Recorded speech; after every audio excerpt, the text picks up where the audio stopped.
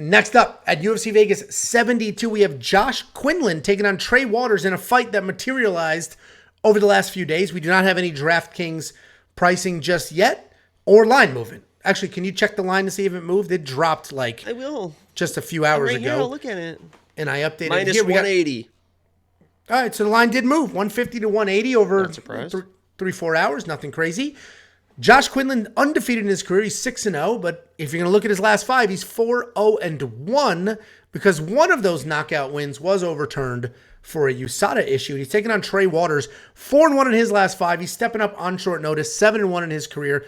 The dude is 6 feet 5 inches tall. Trey Waters is a monster for this weight class. He's 6'5", and he doesn't have like that lanky dork build. Like he's 6'5", and I don't know how he makes 170. He actually looks pretty filled out for a 170-pounder at that height. He's a long striker. He doesn't have any hair weighing him down.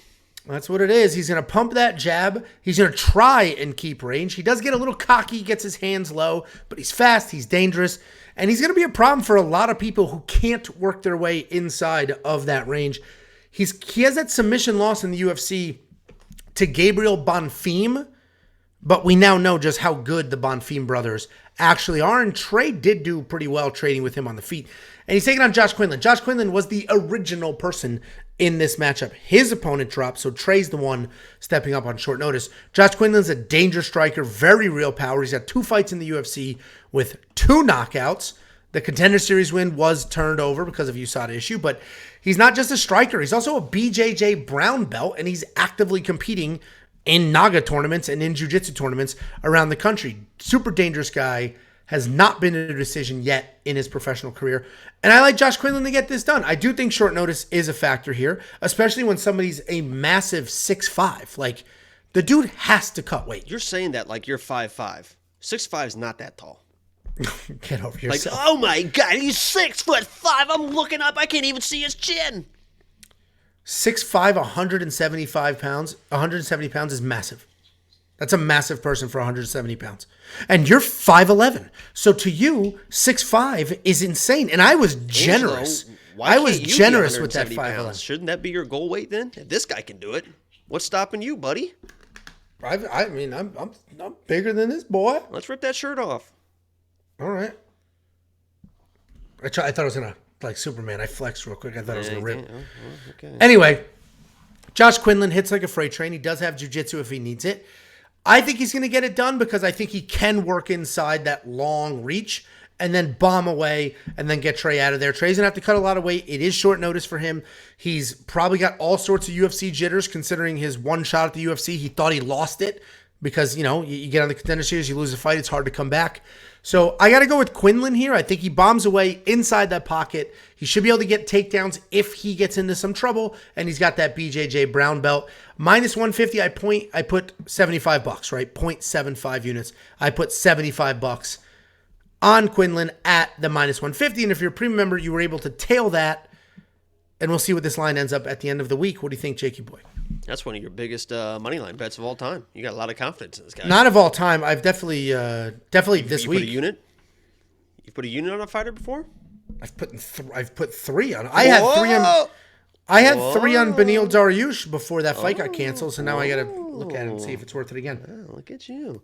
Yeah, you mentioned, I mean, you kind of broke down the whole fight, but Trey is a very tall guy, and he does use his length when he throws his power.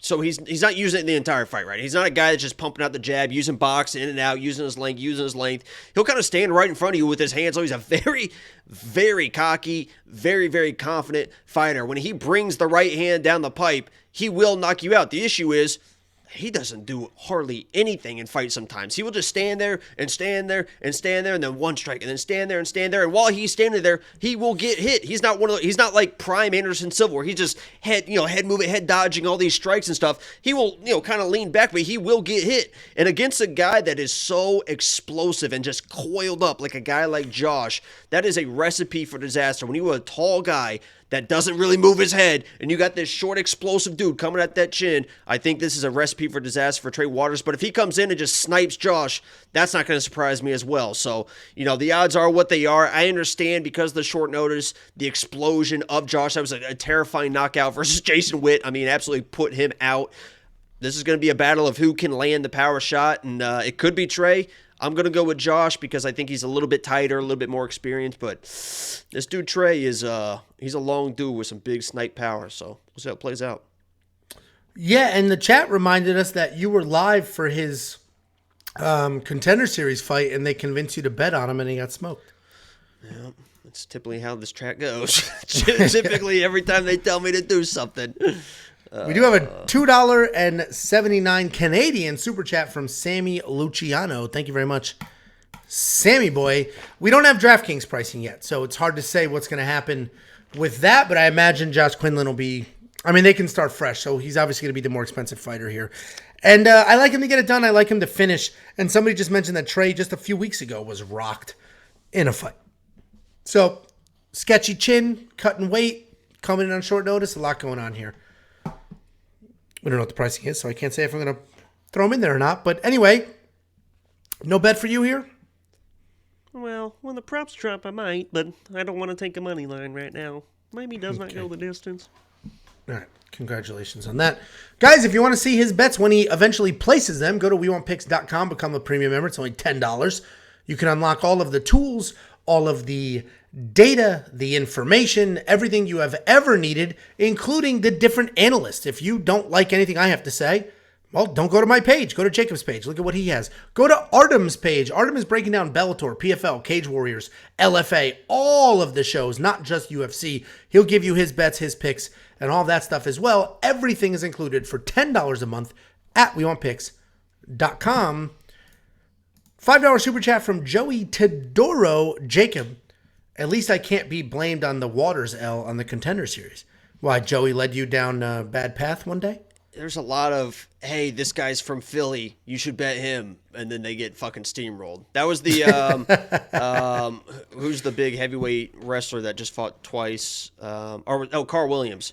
He was fighting the Penn State guy. And I'm like, who do I bet on this one? Joey's like, oh, this guy's a Penn State heavyweight. He's going to dominate this fight. And Carl Williams comes in and just like double-legging this Penn State heavyweight like crazy. I'm like, Joey T, what the hell's going on? That's funny. But we love him. Yeah, thank you very much, Joey Tedoro. Then we have another super chat from Sammy Luciano. First of all, I'm pronouncing this correctly. Good congratulations to me. You would have said God knows what. Luciano. No, it's Luch. Shout out to you guys. Up 7,000 from that Gomez pick. Blessed. So you made this kid $7,000, Jakey. Thanks for the $7. 1% of the bankroll. There you go. 1% is a tip. That's solid. That's more than I make very with you. much. Thank you very much.